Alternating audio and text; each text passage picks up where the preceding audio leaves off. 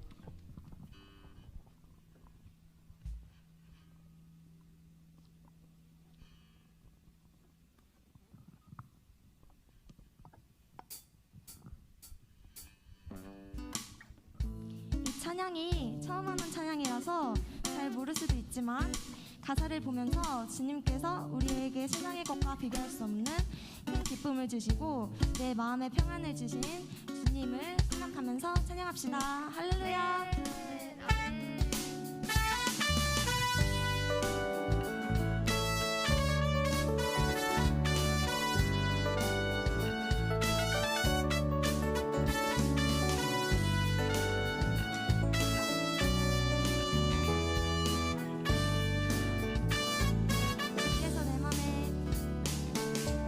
주께서 내 맘에 주신 기쁨은 이 세상 즐거움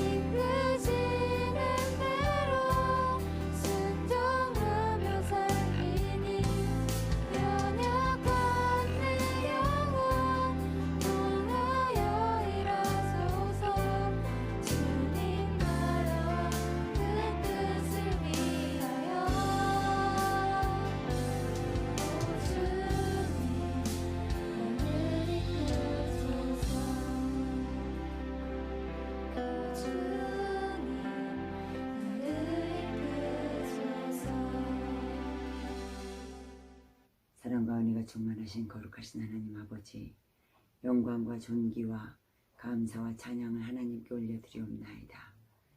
주님의 은혜가 아니면 하루도 온전하게 살아갈 수 없는 것이 저희들입니다.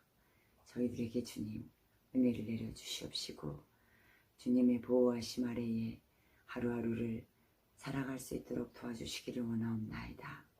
거룩하신 하나님, 마귀가 오는 사자와 같이 삼킬자를 두루쳤사온데 하나님, 우리가 마귀의 밥이 되지 아니하도록 하나님 우리를 깨어 하나님 기도하는 하나님의 자녀들이 되게 하여 주시기를 원하옵나이다. 모든 지킬 만한 것 중에 더욱더 네 마음을 지키라. 생명의 근원이 이에서 남이라 하였사오니 하나님 아버지, 우리의 마음을 마귀에게 빼앗기지 않게 도와주시고 세상에 우리 마음을 빼앗기지 아니하도록 주님 붙잡아 주시기를 원하옵나이다. 주여, 우리는 은혜가 필요합니다. 하나님, 우리에게 은혜를 더하여 주시옵소서. 하나님, 지혜와 계시와 총명의 영을 저희에게 허락하여 주셔서 먼저 하나님을 알게 하여 주시고 하나님이 기뻐하시는 뜻이 무엇인지를 분별하여 하나님 기쁘시게 해드리는 하나님의 자녀들이 되기를 소망하오니 주여, 우리에게 하나님 은혜를 베풀어 주시옵소서. 공부할 때에도 하나님 우리의 힘으로 하는 것이 아니라 성령님께서 부어주시는 지혜를 가지고 우리가 공부할 수 있도록 도와주시옵소서. 우리가 하는 모든 공부들이 하나님의 영광을 위하여 쓰임받는 귀한 도구가 될 수 있도록 하나님 인도하여 주시기를 원하옵나이다. 거룩하신 주님, 오늘 이렇게 영상으로나마 하나님 앞에 예배의 자리로 인도하여 주신 하나님 감사를 드립니다. 하나님, 영상을 통하여 선포되어지는 하나님의 말씀 가운데에 하나님 우리가 깨닫는 은혜가 있게 하여 주시고 말씀이 육신이 되어 우리의 삶을 바꾸는 은혜가 있게 하여 주시옵소서.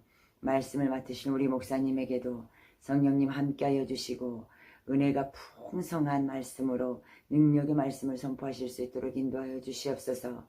듣는 우리의 마음을 열어주시고 하나님의 말씀이 우리에게 살아 역사하셔서 관절과 골수를 찔러 쪼개는 은혜가 있기를 간절히 원하옵나이다. 오 거룩하신 하나님 아버지, 우리에게 은혜를 부어주시옵소서. 영과 진리로 예배하게 하여 주시옵소서. 예배의 시종을 주님께 맡기오니 주여, 우리의 예배를 인도하여 주시기를 원하옵나이다. 이 모든 거 우리를 죄에서 구원하신 예수님의 이름으로 기도합니다. 아멘. 오늘 우리에게 주신 하나님 말씀은 사도행전 7장 54절에서 60절 말씀. 그들이 이 말을 듣고 마음에 찔려 그를 향하여 이를 갈거늘 스데반이 성령 충만하여 하늘을 우러러 주목하여 하나님의 영광과 및 예수께서 하나님 우편에 서신 것을 보고 말하되 보라, 하늘이 열리고 인자가 하나님 우편에 서신 것을 보노라 한데 그들이 큰 소리를 지르며 귀를 막고 일제히 그에게 달려들어 성 밖으로 내치고 돌로 칠세 증인들이 옷을 벗어 사울이라 하는 청년의 발 앞에 두니라. 그들이 돌로 스데반을 치니 스데반이 부르짖어 이르되 주 예수여 내 영혼을 받으시옵소서 하고 무릎을 꿇고 크게 불러 이르되 주여 이 죄를 그들에게 돌리지 마옵소서. 이 말을 하고 자니라. 아멘. 자, 오늘은 가스펠 프로젝트 신약 4권 복음으로 세워진 교회 5번째 시간, 스데반이라는 사람에 대해서 우리가 말씀을 볼 겁니다. 지난주에 교회를 향한 내부적인 공격이 있었어요. 사탄의 공격이 있었다고 했고, 그리고 외부적인 그 공격, 사두개인들 그리고 종교 지도자들의 그 핍박이 시작되었다라고 이야기했습니다. 그 핍박, 박해는 점점 더 강해져 갔습니다. 먼저 오늘 말씀을 이해하기 위해서 사도행전의 흐름 속에 중요한 이야기를 하나 하면서 들어가 보도록 하겠습니다.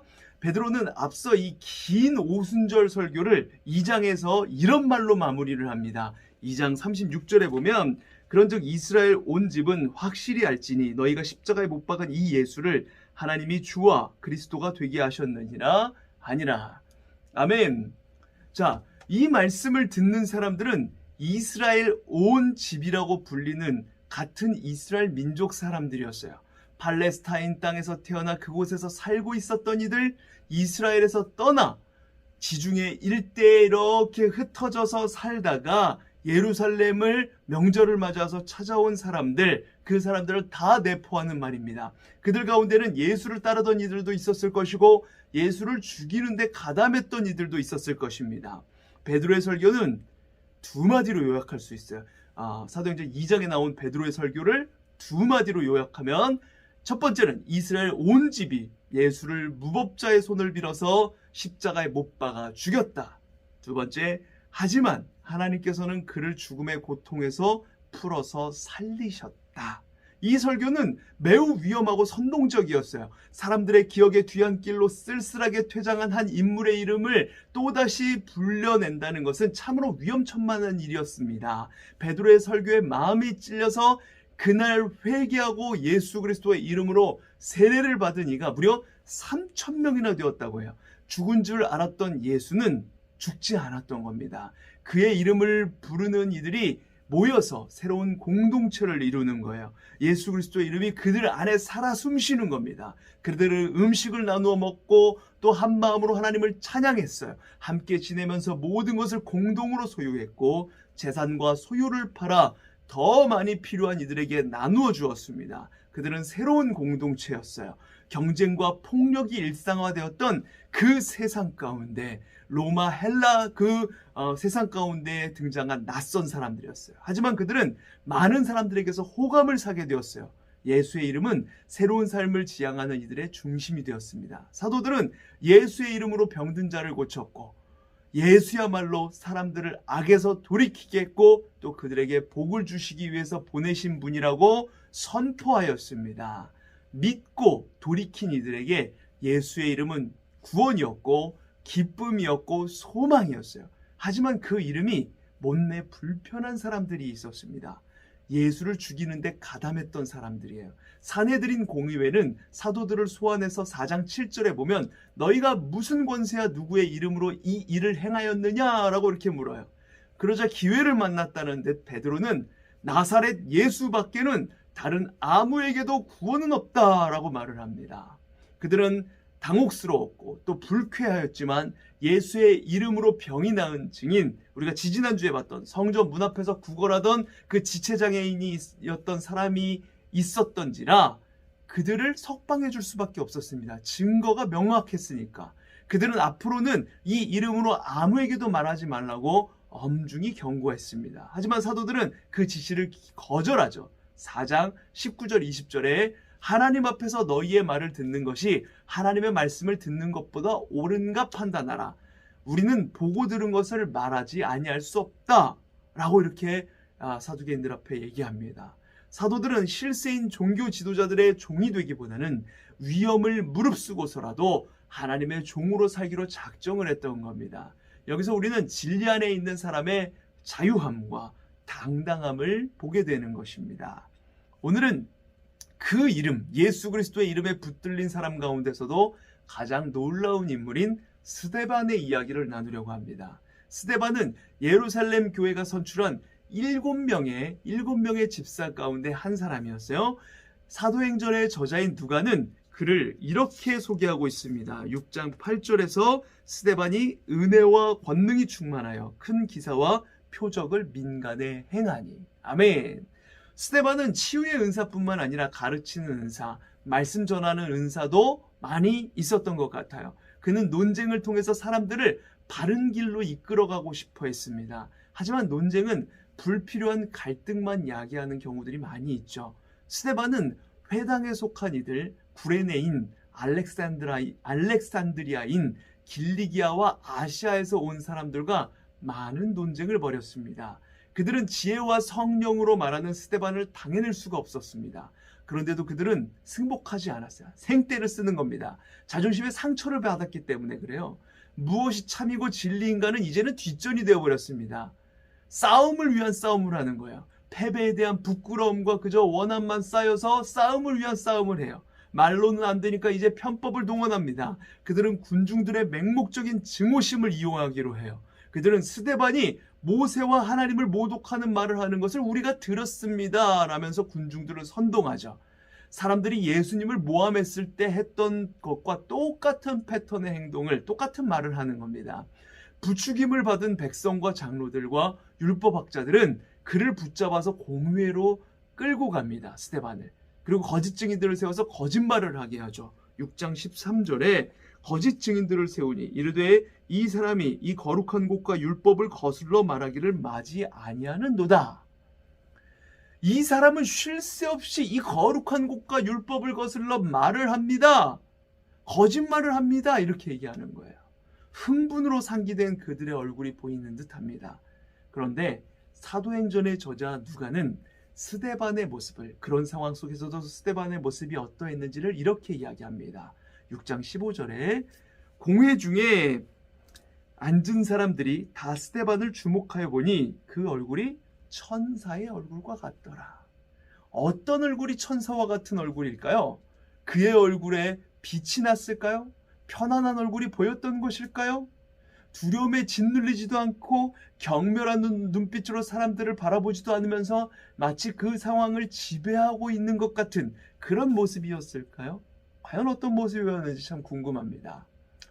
대제사장이 이제 스데반에게 묻습니다. 이것이 사실이요? 그러자 스데반이 말을 시작하면서 그것이 7장에서 쭉 길게 이어지는 스데반의 설교로 나옵니다. 그는 담담하게 하나님의 구원 역사의 흐름을 서술합니다. 아브라함을 부르신 이야기로부터 모세를 통해 수행하신 출애굽 사건, 그리고 솔로몬의 건축 사건에 이르기까지, 성전 건축에 이르기까지 공회의원들은 조용히 그의 말을 듣습니다. 그런데 스데반의 어조가 갑자기 강하게 변합니다. 7장 51절부터 목이 곧고 마음과 귀에 할례를 받지 못한 사람들아, 너희도 너희 조상과 같이 항상 성령을 거스르는도다. 너희 조상들이 선지자들 중에 누구를 박해하지 아니하였느냐? 의인이 오시리라 예고한 자들을 그들이 죽였고 이제 너희는 그 의인을 잡아준 자요 살인한 자가 되나니 너희는 천사가 전한 율법을 받고도 지키지 아니하였도다. 부형들이여 라고 2절에서 이렇게 다정하게 부르던 호칭을 버리고 스데반은 그들을 목이 곧고 마음과 귀에 할례를 받지 못한 사람들이라고 강하게 비난합니다. 이 말만으로도 그는 사람들의 마음에 분노의 불길을 당겼습니다. 하지만 그의 말은 더욱더 신랄해집니다. 너희도 너희 조상과 같이 항상 성령을 거스르는도다. 너희들은 그 의인을 배반하고 죽였다. 너희는 천사가 전한 율법을 받고도 지키지 않았다. 스데반의 말은 비수와 같이 예리했습니다. 타협의 여지를 남기지 않는 말이었어요. 하나님의 분노의 불길에, 그 거룩한 분노의 불길에 사로잡힌 그는 주저함이 없었습니다. 거룩한 옷을 입고 거룩한 척하는 사람들 앞에서 기도하기를 좋아하며 사람들에게 율법을 가르치던 고상한 모습 너머에 숨겨져 있었던 그들, 그 사두개인들의 적나라한 실상이 속절없이 드러나는 거예요. 그 말을 들은 이들은 격분했습니다. 감추고 싶은, 그래서 스스로도 직면하려 하지 않은 그 자기 그림자를 누군가가 폭로했을 때 사람들은 재발저려서 죽일 듯이 달려들게 되어 있죠.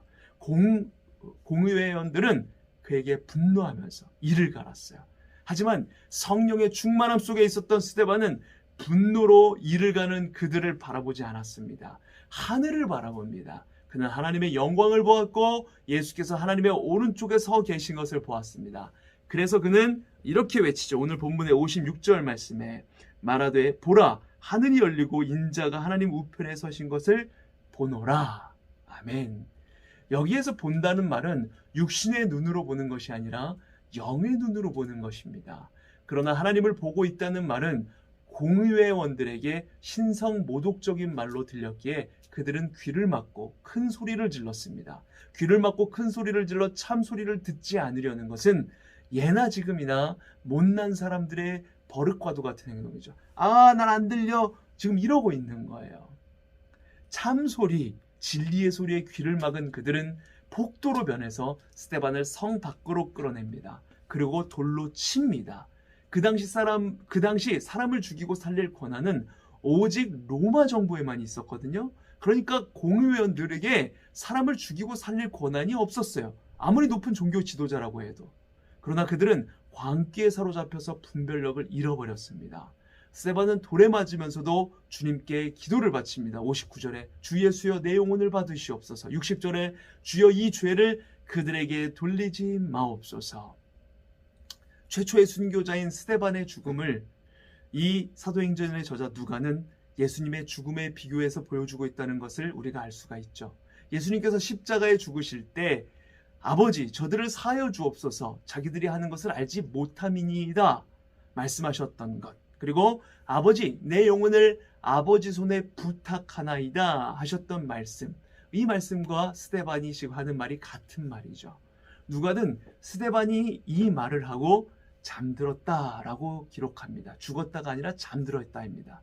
영원을 향해서 나아갔기 때문에. 그런데 스데반의 이런 죽음은 너무 허망해 보이죠. 꼭 이렇게 죽어야 했나 싶어요. 신앙적 양심을 따른 대가가 죽음이라니 우리 생각이 너무 가혹하게 느껴집니다. 게다가 스데반으로 인해 기독교에 대한 반감이 커졌어요. 예루살렘 교회는 큰 어려움에 처하게 되었습니다. 예수의 이름은 이제 또다시 금기의 대상이 되고 말았습니다. 그러나 예수의 이름은 그대로 잊혀질 수가 없었죠. 예수의 이름 때문에 쫓겨난 신자들이, 그리스도인들이 그 가는 곳곳마다 예수의 이름은 오히려 들불처럼 번져가기 시작했습니다. 유대 지방과 사마리아 지방에서, 그리고 지중해 연안의 여러 도시에서 예수의 이름을 부르는 공동체가 형성이 되었어요. 오직 성령이 너희에게 임하시면 너희가 권능을 받고 예루살렘과 온 유대와 사마리아와 땅끝까지 이르러 내 증인이 되리라 하셨던 그 말씀은 이렇게 성취되는 것입니다. 박해를 받으면서도, 죽음의 위협을 받으면서도 지켜야 했던 그 이름 예수는 그들에게 생명이었고 길이었고 진리였습니다.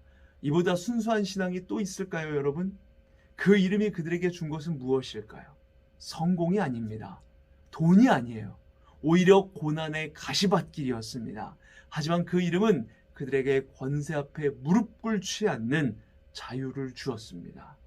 스데반이 죽을 때 사람들은 사울이라는 젊은이의 발 앞에 자기들의 겉옷을 벗어놓았다라고 합니다. 그날 사울이 본 것은 무엇이었을까요? 죽음 앞에서도 굴하지 않는 영혼의 당당함, 의연함, 이걸 보지 않았을까요?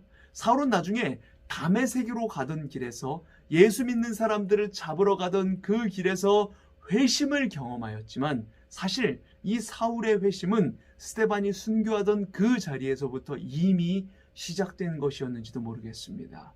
이렇듯 초기 기독교인들은 편안하고 안락한 길이 아닌 가시밭길을 택한 사람들, 새로운 세상을 꿈꾸는 사람들이었습니다. 사랑하는 고등부 친구 여러분, 스데반의 순교를 통해서 예수 정신은 더 또렷하게 지켜졌습니다. 이것이 무고하게 흘려진 피가 하는 일입니다. 당장은 아무것도 이루어지지 않은 것 같고 아무것도 못하고 죽은 것 같지만, 그것을 통해서 예수라는 나무는 곳곳에 씨를 뿌리고 열매를 맺어가는 것입니다. 스데반은 헬라어로 면류관을 뜻해요. 여러분은 지금 무엇을 얻으려고 그렇게 열심히 달려가고 있나요? 지금 여러분들은 무슨 면류관을 얻으려고 달려가고 있습니까? 여러분들 중간고사 기간일 텐데 여러분들은 무엇을 위해서 그렇게 열심히 공부를 하고 있습니까? 여러분 잊지 마시길 바랍니다. 우리가 바라야 할 것은 의의 면류관입니다. 그 소망으로 오늘 당당하게 주님과 한 걸음 내디디시길 바랍니다. 주님과 함께라면 태산도 넘을 수 있고 가시밭길 위를 맨발로 걸을 수도 있고 넓은 바다도 능히 건널 수가 있는 것입니다. 이러한 확신으로 주의 이름을 가지고 어두운 세상에 빛을 밝히는 우리 빛나 고등부 친구들 모두가 되시기를 간절히 소망합니다. 기도하고 축도로 예배를 마치도록 하겠습니다. 아버지 하나님, 우리 눈앞에 펼쳐진 삶은, 지금의 현실은 늘 똑같아 보입니다. 우리가 예수로 소망을 품고 예수의 비전으로 살아가도 세상은 변하지 않을 것 같이 느껴집니다.